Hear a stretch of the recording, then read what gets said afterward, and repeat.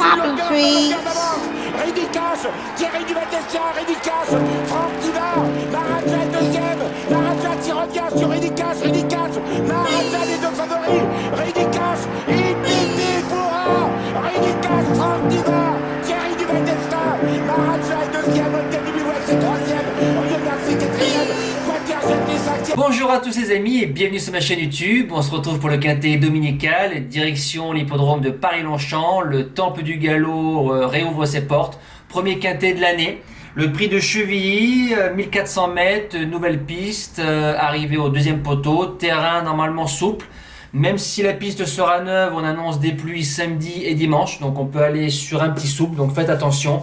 16 partants, moins 1, le 10 qui reste au box, donc plus que 15. Quintet touffu comme d'habitude, on démarre tout de suite la sélection.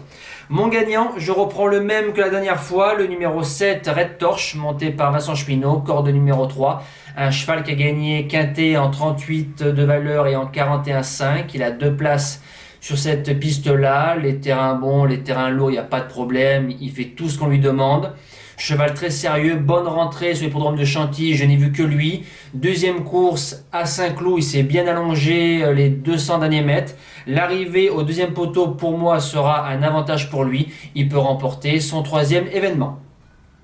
Deuxième base, le numéro 4, King Robé, monté par le roi des quintets, Stéphane Pasquier, qui vient de remporter encore un événement cette semaine. Il est à la recherche de son 199e quintet.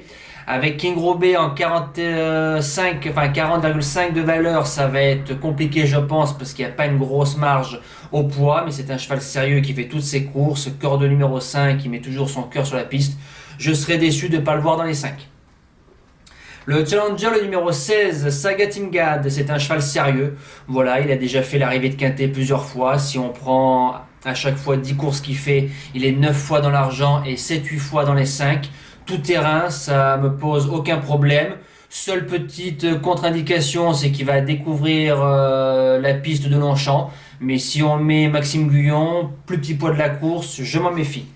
Premier outsider, le numéro 3, Rimini. Tout sera une question de départ avec lui. Corde 1, Pierre-Charles Boudot. Lisse à 14 mètres. Faites attention, je ne l'ai pas dit à la présentation de la course. Cheval de classe, cheval qui a gagné quintet, cheval sérieux, cheval qui fait toute la distance. PC qui est dessus, qu'est-ce que je peux vous dire? On fonce. Deuxième outsider, le numéro 15, Togic. Alors ça peut être une belle découverte dans les événements. Il monte de catégorie, fait une rentrée de 3 mois. On appelle Michael Barzalona d'entrée de jeu. C'est un cheval qui a battu, si je vous dis pas de bêtises, avant ses vacances, Greyway qui était en 39,5 de valeur fin décembre, et Pradaro. Alors c'est une ligne qui tient la route. Barzo l'a amené plusieurs fois à la victoire. Outsider en puissance. La suite du pronostic, le numéro 5, Baracattle. Baracattle, c'est un cheval qui a la corde 16. Alors avec une corde meilleure, je l'aurais mis dans les outsiders.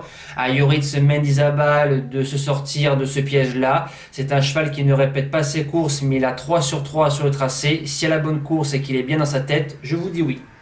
En 7e position, le numéro 8, l'Arnaud. L'assouplissement des terrains sera peut-être un avantage suivant la pluie de ce week-end. On met Gérald de Mossé. L'Arnaud a déjà réussi sur la nouvelle piste, il n'y a pas de problème. Lui, en général, quand on fait course, c'est devant Méchant ou dans le peloton de tête.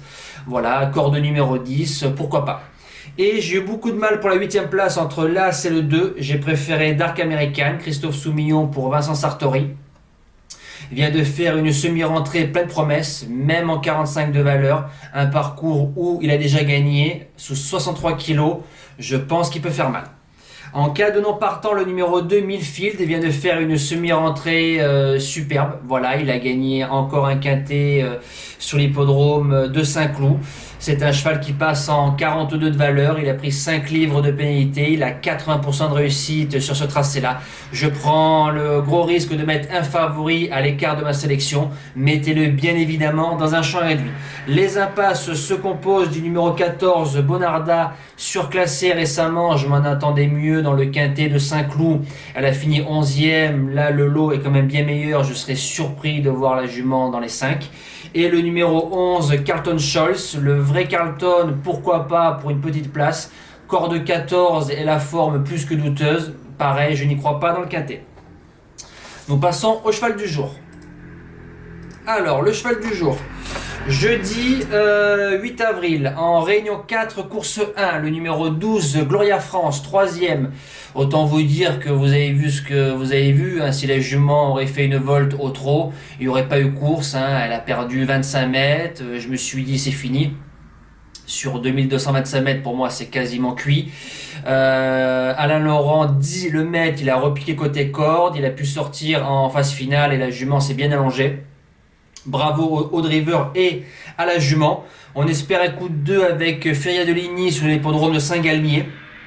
Et pour terminer la semaine, dimanche 11 avril, en Réunion 4, course 6 sur l'hippodrome de Toulouse, 10 de la Sépierre, une jument que j'ai posté une fiche sur ma page Facebook. Pour ceux qui ne savent pas, depuis un mois, il y a une page Facebook au nom de la chaîne qui vit, donc vous pouvez venir vous abonner, mettre un j'aime, mettre des commentaires, donner des infos, c'est du partage. Donc en Réunion 4, course 6, la fille de Bold Eagle et de Hula Jet, le numéro 8 Isla Jet, elle retrouve de l'Autostar, récemment sur Vincennes, elle n'était pas souple, elle finit 7ème, on l'a disqualifiée.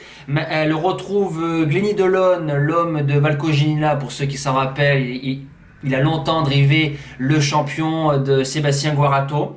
La jument a 2 victoires, donc 2 fois avec Glenny. Parcours de vitesse, il n'y a pas de problème. 2750 mètres, faudra prendre son temps derrière l'Autostar. Je pense que c'est ce qu'il va faire. Et ensuite, elle a 600 mètres, 800 mètres de classe.